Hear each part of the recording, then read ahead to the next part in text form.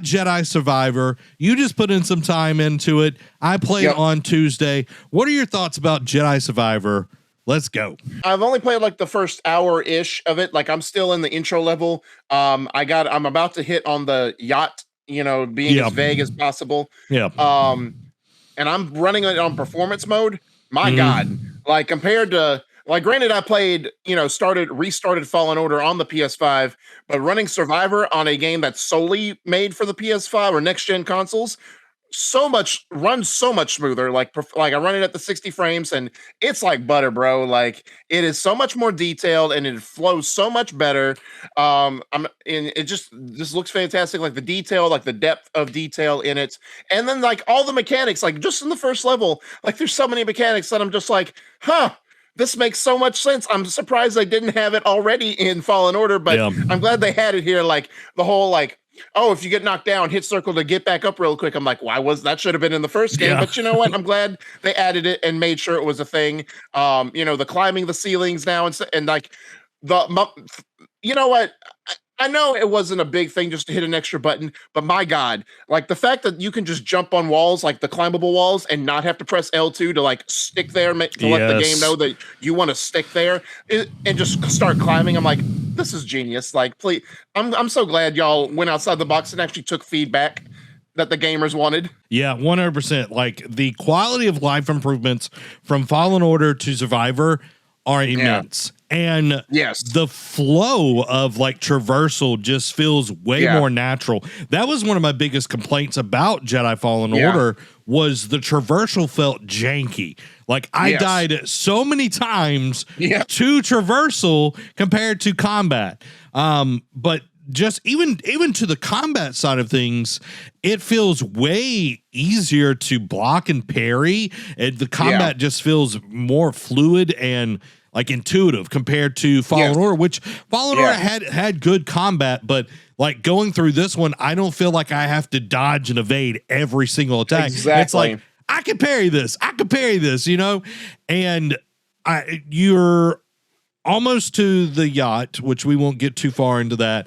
But I've unlocked one of the stances that is later on, and man, it is really cool. Like to be able to go from, just single lightsaber to double bladed to the next one. I won't say which one it is, but it is really cool that they're incorporating it, and the way you can only have 2 equipped at a time, which is, totally fine. You get to pick kind of like the style you want to play with and everything, but it changes the flow so much compared to what, we used to have and everything.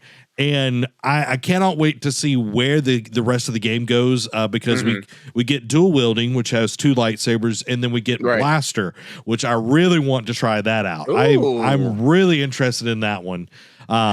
So would you compare the stances to like how it is in Ghost of Tsushima, depending on the enemy you fight? You have to change your stances depending on, like in Ghost of Tsushima, like if you fought shield enemies, you had one stance. If you fought heavy enemies, you had another one. Like, I don't assume like the stances are more for your style rather than the types of enemies you fight, correct? Yeah, I think it's more of like how you want to go at it. I do think that some of the stances have better uses depending on the group of enemies that you're fighting. Like if you're having a bigger group of enemies and everything, I think having the double bladed where you have more defensive capabilities.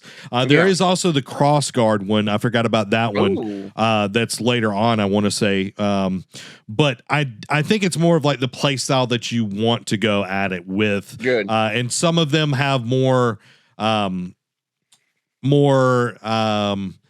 benefits to offense or defense. So it's kind of like a plus and minus in different categories and everything. But yeah, like the customization, like already picking up stuff for BD1 and the lightsaber from the get-go. Like I'm really enjoying what they're doing with the game so far. I'm on the next world past you and everything.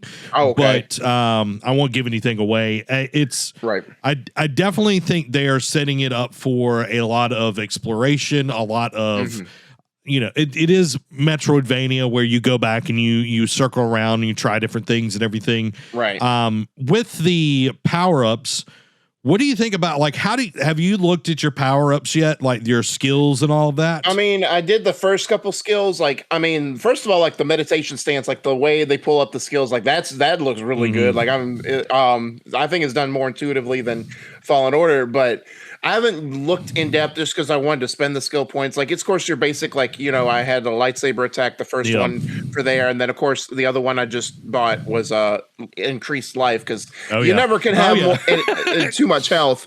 But other than that, I haven't really delved into the skill tree because I wanted to look at it, but it was getting time for me to set up and get ready for the show, so I had to zoom out of it. So I'll probably check it out later.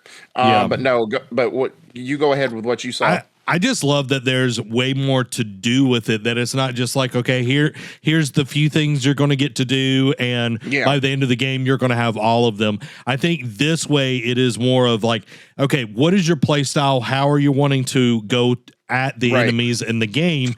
And, you know, of course, I did the same thing. I went with health first after the lightsaber stance. And then right after that, I upgraded my force ability that I had more force to use.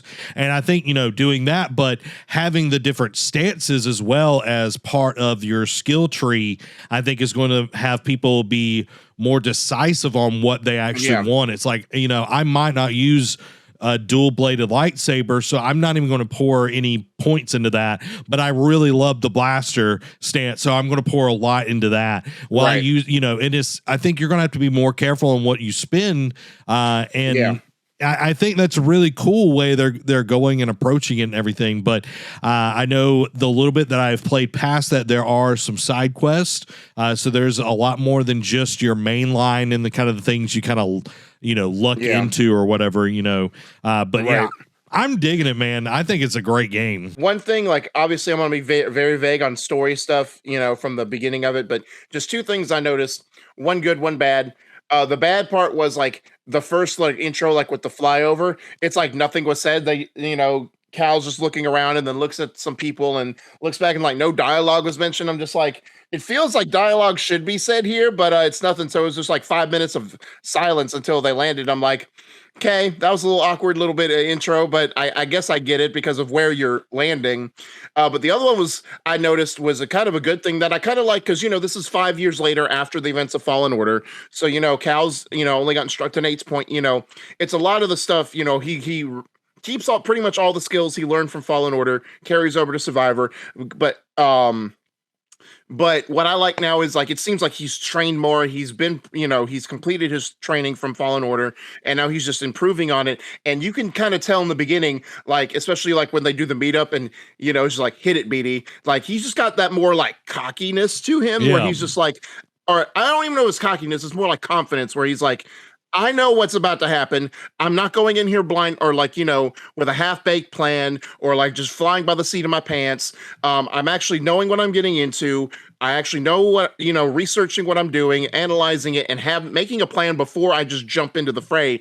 And it's like, you could see that in his, like his tone, his demeanor. And I'm just like, I may like this Cal Kestis, you know, I may like this version of him. But I may not like. There might be a situation where he gets a little too cocky, I feel like later on down the road, but we'll get to that point, you know, if it ever comes. But I like this Cal Kestis so far. Yeah, it definitely reminds me of episode 6, Luke, where he goes into Jabba's palace and he's like, I'm a Jedi, and like he's very like, this is what's going to happen, this is how it's going to go type deal. And it's presented really, really well at the very beginning of the game, and I can't wait to dive more and more into Jedi Survivor. Guys, want to hear what you think about it. Let us know down in the comments below what you think about Jedi Survivor.